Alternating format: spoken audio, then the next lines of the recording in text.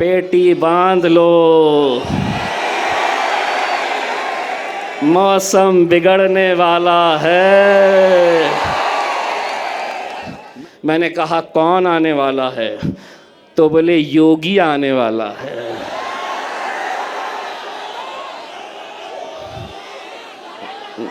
मैं बोला अच्छा टखलो,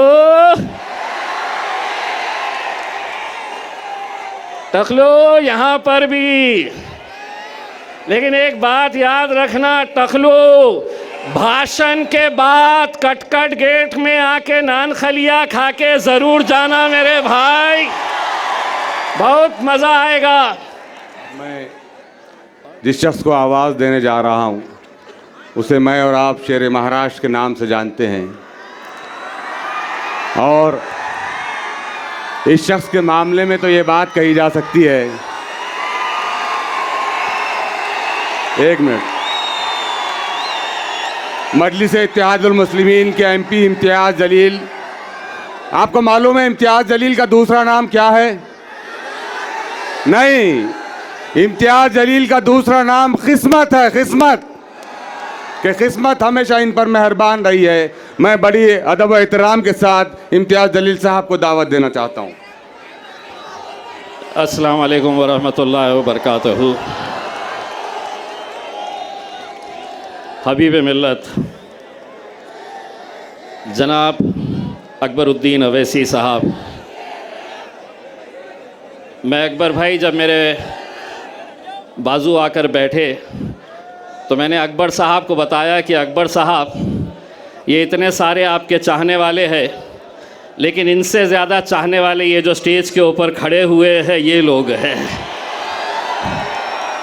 कल महाराष्ट्र के अंदर आंधी आ जाए, तूफ़ान आ जाए, कुछ भी आ जाए, ख़बर में तो मेरा अकबर ही रहने वाला है। बहुत दिनों से इंतज़ार था तुम्हें कि कब आएंगे, ये लो आ गए। अकबर अवैसी साहब, ये चिराग को देखकर मचल रही है हवा। मेरे शहर में कुछ दिनों से बहुत तेज़ चल रही है हवा। बना रहे हैं किस्से जो मेरी नाकामियों के, उन्हें क्या ख़बर है कि रुख बदल रही है हवा। अल्हम्दुलिल्लाह, मैं सबसे पहले तो अल्लाह रब्बुल इज़्ज़त का तहे दिल से शुक्रिया अदा करता हूँ। मैं जितना अल्लाह का शुक्र अदा करूँ वो कम है।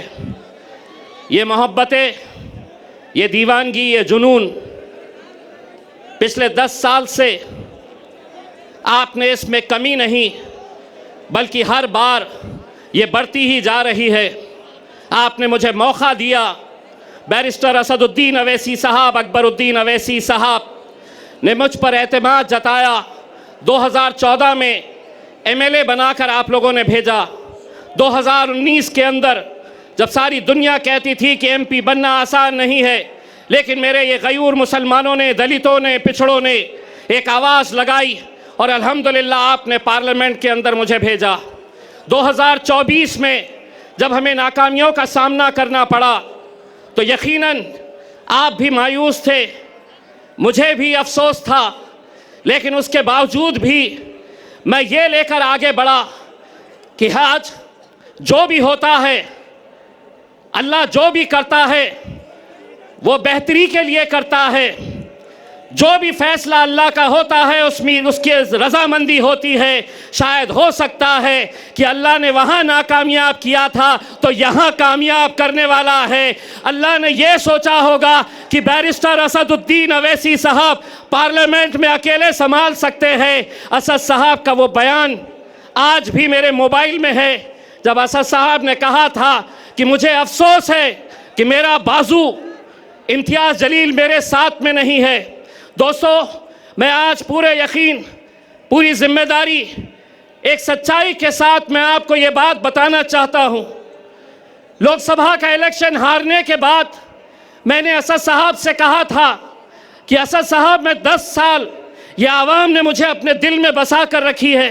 अपने कंधे पर बिठाकर मुझे 10 साल रखी है, अब किसी और को मौका देंगे। लेकिन असद साहब ने मुझसे कहा था कि इम्तियाज़, आज महाराष्ट्र के अंदर जो हालात है, महाराष्ट्र के अंदर जो फ़िरका परस्ती है, कोई आवाज़ उठाने के लिए तैयार नहीं है। उन्होंने अपना हुक्म दिया कि किसी भी हालत के अंदर तुम्हें महाराष्ट्र की विधानसभा के अंदर जाकर इन लोगों की आवाज़ बनना है और लड़ना है हुकूमत से आंख में आंख डालकर।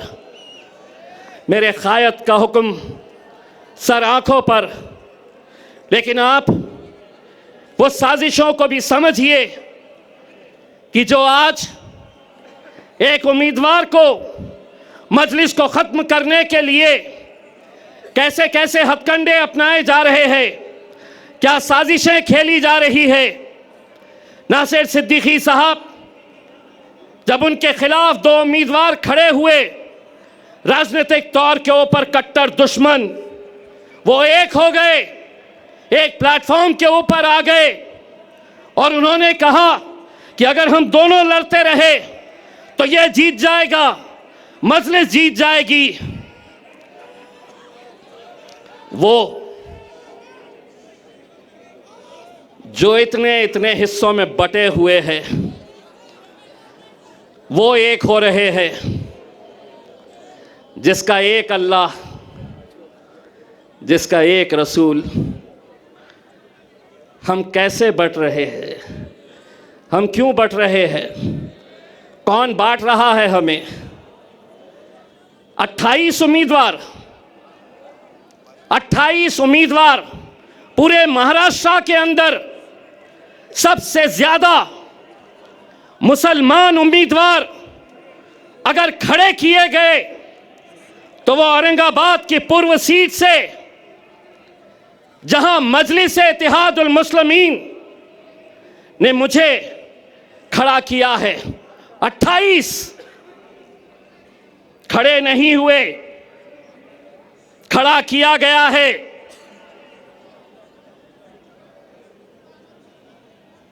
मिन्नतें की गई उन्हें समझाने की कि आज हालात क्या है।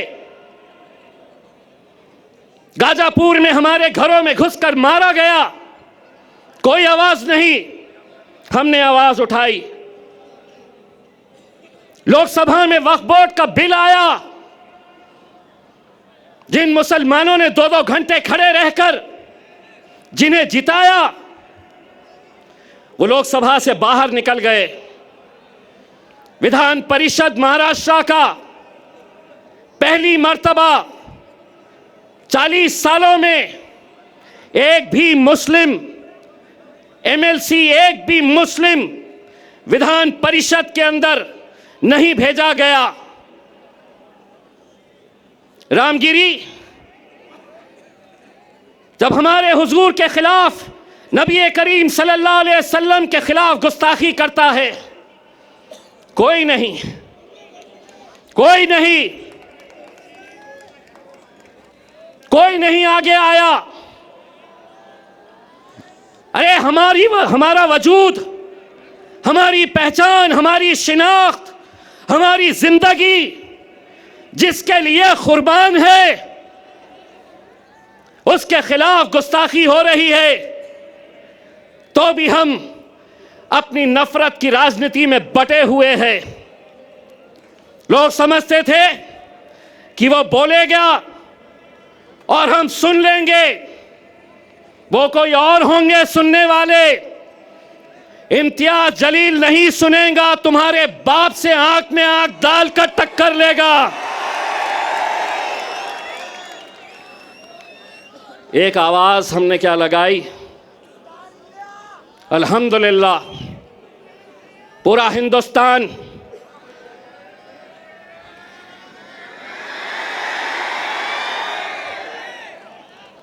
पूरा महाराष्ट्र बोले इतने कहां से आए, इतने। एक पैगाम देने के लिए हम निकले थे और एक बार फिर से कह रहे हैं, एक बार फिर से कह रहे हैं, आप हमें गाली दो, हमारे खिलाफ बोलो, हम सुन लेंगे, लेकिन हुजूर के खिलाफ अगर कोई गुस्ताखी करेगा, ईंट का जवाब।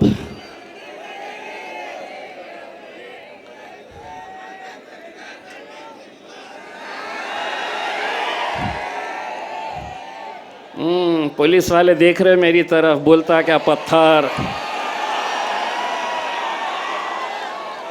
पत्थर बोलता क्या, पत्थर बोला कि केस होता मेरे ऊपर। तो मैंने भी क्या बोला, ईंट का जवाब। जिसको समझना था वो समझ गया।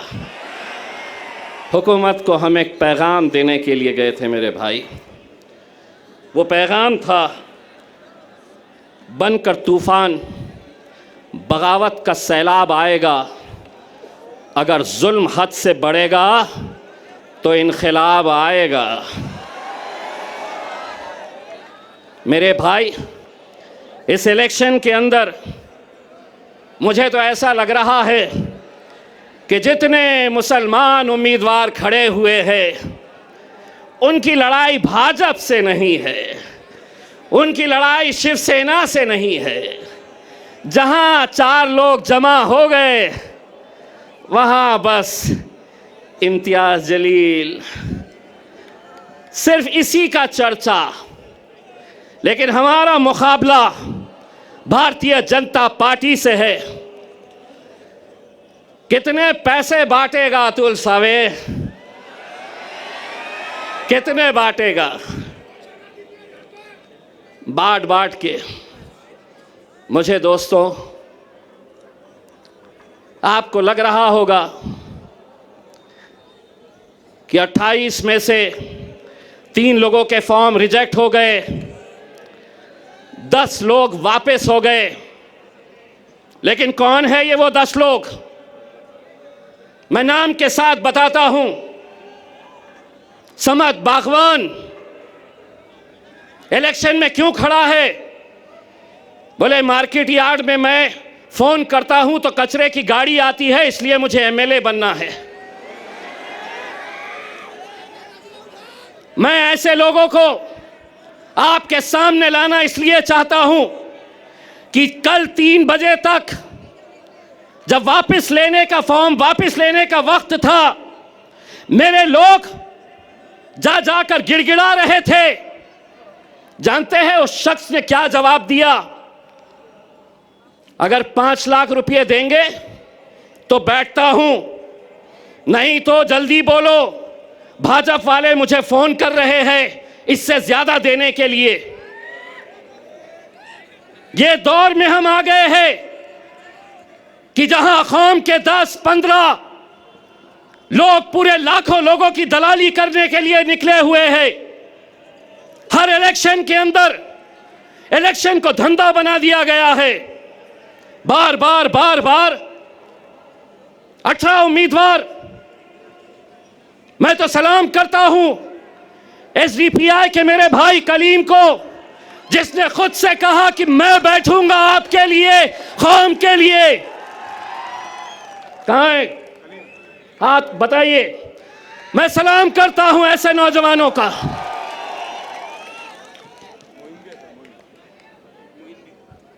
मोइन साहब भी है वेलफेयर पार्टी के, जो खुद से बैठ गए। इम्तियाज जलील, जो खराब हो रहा है, मैं तो पत्थर हो गया हूं। जहां पर भी आईना फूटता है, इल्जाम मेरे पे आ जाता है। इम्तियाज जलील वहां इतने सीट क्यों खड़े करा? यहां इतने कम क्यों खड़े करा? 288 सीटें हैं महाराष्ट्र के अंदर। असद साहब ने ऐलान किया, हुक्म दिया कि सिर्फ हम 16 सीटों के ऊपर इलेक्शन लड़ेंगे। यहां पर भी मैं सलाम करता हूं ऐसे नौजवानों का जो अपने कायद के फैसले के ऊपर लब्बैक कहते हैं और ऐसा ही सलाम मैं करता हूं मेरे छोटे भाई समीर साजिद का, जिसने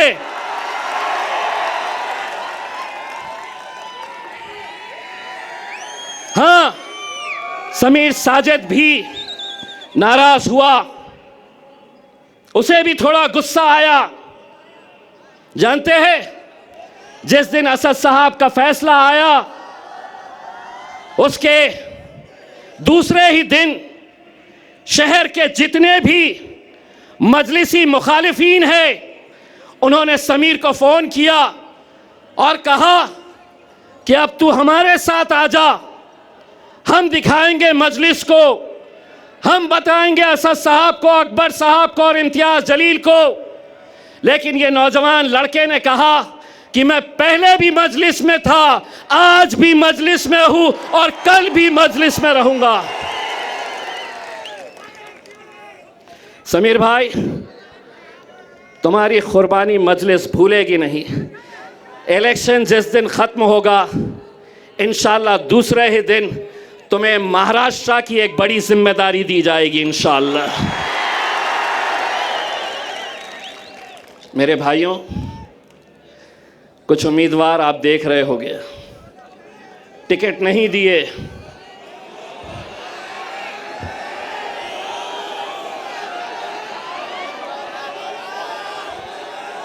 टिकट तो हमने इसे भी नहीं दिए, टिकट तो हमने कई लोगों को नहीं दिए।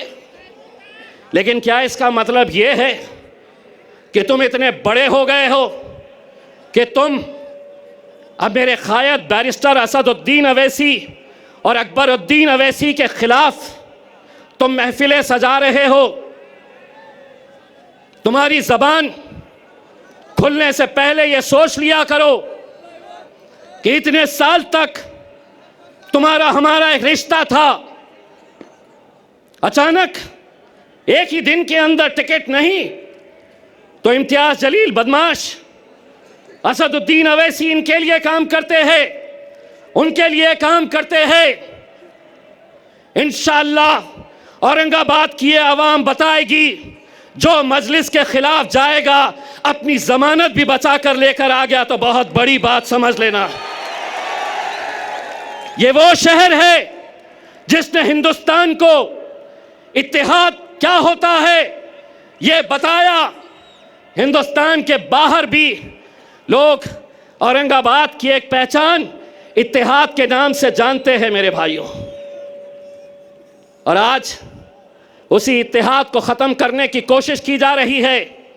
पैसा भारतीय जनता पार्टी दे रही है, पैसा नासिर के खिलाफ एकनाथ शिंदे की तरफ से आ रहा है कि इनको खरीदो, इनके वोटों को तकसीम करो, इनको बांटो। ये लोगों ने शायद मेरा डायलॉग सुना नहीं है। देवेंद्र फडणवीस, एकनाथ शिंदे, नरेंद्र मोदी बाजार में कुत्ते और बिल्लियों के बच्चे बिकते हैं, शेर के बच्चे बाजारों में बिकते नहीं हैं। ये बाजारों में खरीदे नहीं जा सकते हैं। उसमें आज मीडिया वाले ने आकर कहा, आपको पता है औरंगाबाद की ये सीट भारतीय जनता पार्टी के लिए बहुत मायने रखती है और आपको हराने के लिए बड़े बड़े नेता आने वाले हैं। मैंने कहा कौन आने वाला है? तो बोले योगी आने वाला है।